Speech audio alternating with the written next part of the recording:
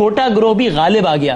اور دوسری وہ بات یہ کر رہے ہیں کہ اگر آپ سے 100 گنا زیادہ طاقتور انسان خود ہی آپ پر آ کر سوار ہو جائے تو کیا آپ یہ کہہ کر اس کا مقابلہ نہیں کریں گے کہ چونکہ نفری اور آرمز ایمونیشن ہر لحاظ سے مجھ سے کئی زیادہ طاقتور ہے تو گراؤنڈ ریئلٹی یہ ہے کہ میں اسے پنگا لینا افورڈ نہیں کر سکتا. جی حسن نثار صاحب. دو باتیں ہیں. براچہ صاحب نے ایک لفظ استعمال کیا مروبیت. مروبیت نہیں ہے میرے بھائی، یہ معروضیت ہے. معروضیت مومن کی صفات میں سے ایک ہے، پہلی بات. دوسری، یہ جن زمانوں کی بات کر رہے ہیں وہ جو قرآنک وزڈم ہے نا کہ مومن اپنے عصر کے ساتھ، اپنے عہد کے ساتھ ہم آہنگ ہوتا ہے، یہ بات کر رہے ہیں sword against sword and horse against horse. یہ ایک ٹرائبل سوسائٹی کی بات کر رہے ہیں. اب جب ڈرون آتا ہے، مثلا مجھے یہ بتائیں 10 لاکھ غیرت مند نیچے کھڑا ہو، اوپر سے ہائیڈروجن بم آئے، کیا کرے گا؟ تو خدا کا خوف کریں. دوسری بات، یہ جو بات کہ کوئی گنڈا آتا ہے اور یوں کرتا ہے اور منہ کرتا ہے، تو ہمارے تو پورے پاکستان میں یہ کہانیاں گاؤں گاؤں بکھری ہوئی ہیں. اور ایک قصہ سن لیں، ریسنٹلی ایک کالم میں کوٹ ہوا ہے. ایک آدمی نے کہا، یہ مچھ جیل کوئٹہ، اس نے کہا کہ میری بہن کو کسی نے چھیڑا، میں اوور ری ایکٹ کر گیا، مجھ سے بندہ قتل ہو گیا. غیرت کا مظاہرہ کر رہی ہے. اب وہ اندر چلا گیا تو اس نے روتے ہوئے بتایا، جس نے یہ کالم لکھا اس نے کہا میری باقی 4 بہنیں جو ہیں نا دے ہیو بیکم پروسٹیٹیوٹس، چونکہ گھر کا وارث ہی کوئی نہیں تھا.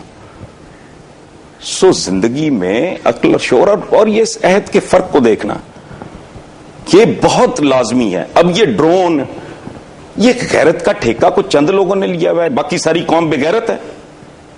وہ ڈرون ہے، تم مار کے دیکھو ایک، پھر دیکھو کیا ہوتا ہے. اصل بات، اصل کام کی طرف نہیں آنا.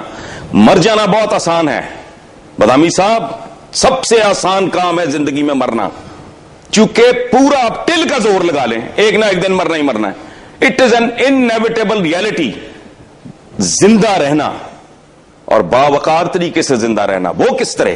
اس کے لیے محنت کرنی پڑتی ہے، فوکسڈ ہونا پڑتا ہے، ایک نئے ایٹیچیوڈ، ایک نئے بیہیویئر کو اپنانا پڑتا ہے. وہاں سائنس اور ٹیکنالوجی میں جان مارنی پڑتی ہے. وہاں بدماش کا ہاتھ پکڑنے کے لیے ہاتھ کو اتنا ہی مضبوط کرنا پڑتا ہے. ان کے تو فرشتوں کو بھی نہیں پتا کہ صورتحال کدھر ہے اور کیا جا رہی ہے. یہاں جو کمانڈر ان چیف آیا وہ بے غیرت ہے. یہ جو باہر بیٹھے ہیں فٹ پاتھوں پہ یہ غیرت مند ہیں.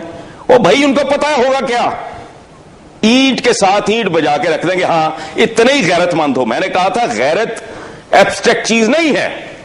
اپنی غیرت کی حفاظت کے لیے سیسا پلائی دیواروں کی فصیلیں کھڑی کرنی پڑتی ہیں، خندقیں کھودنی پڑتی ہیں غزوہ خندق کی طرح. تو آج کی خندق کیا ہے؟ آج کی فصیل کیا ہے؟ آج کی خندق فصیل ہے سائنس اینڈ ٹیکنالوجی. قوم میں یکجہتی، انصاف ہو. وہ 2 وقت کی روٹی کے لیے کتوں کی طرح نہ پھر رہے ہوں. آٹا کھلتا ہے تو ایک دوسرے کے پیروں کے نیچے مومنین ماشاءاللہ مر جاتے ہیں. آ کے کو خدا کا خوف کرو. کن سے لڑانا ہے؟ جو آپس میں دستوں گریبان ہیں. مجھے فرید پراچا صاحب اپنے رب کی قسم کھا کے بتائیں، یہ لوگ ایک گلی میں بھی اکٹھے ہیں، ان میں تفرقہ ڈالنے والے، ان کو ایکسپلائٹ کرنے والے، ورٹیکلی ہارزنٹیکلی ایموشنل ڈیوائیڈ ہے، زبان کی ڈیوائیڈ ہے، فرقے کی ڈیوائیڈ ہے، علاقے کی خدا کا خوف کریں. پہلے اس کو ایک قوم بنائیں اور وہ بنے گی انصاف سے. اور 40 قسم کا تو نظام تعلیم ہے ان بدبختوں نے اس قوم کو دیا.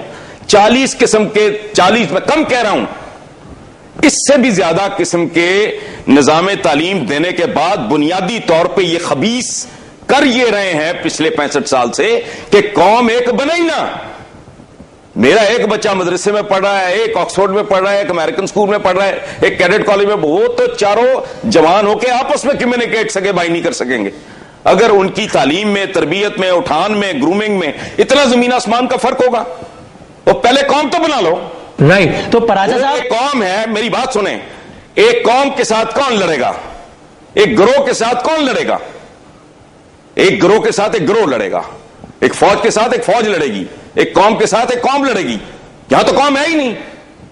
چھوٹے چھوٹے گروہ جو آپس میں ایک دوسرے کی گردنیں کاٹ رہے ہیں, ٹانگیں کاٹ رہے ہیں, ملاوٹ والی دعائیں بیچ رہے ہیں, وکلا ججوں کو تھپڑ مار رہے ہیں, وہ خدا کا خوف کریں. کن لوگوں کے ساتھ ملانے چلے ہو جہاں کے پریزیڈنٹ کے سول میں سوراخ ہوتا ہے, تمہارے وزیر اعظم اور تمہارے صدروں کے 22 لاکھ کے کوٹ, پورا سوٹ نہیں, ان سے لڑانے چلے ہو. لڑا دے ممولے کو شاباش سے, شاعری ہے, چھتر پڑیں گے.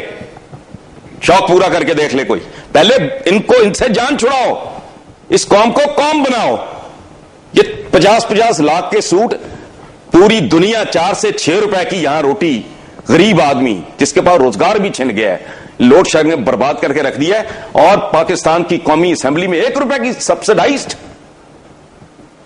چکن کی پلیٹ وہاں 24 روپے کی, جو بازار میں 75 روپے کی. فرید پرائز صاحب لڑانے چلیں, یار کو خدا کا خوف کرو. ایک چھوٹا سا بریک لے لیتے ہیں اور بریک کے بعد ڈسکشن کو بالکل یہیں سے کنٹینیو کریں گے.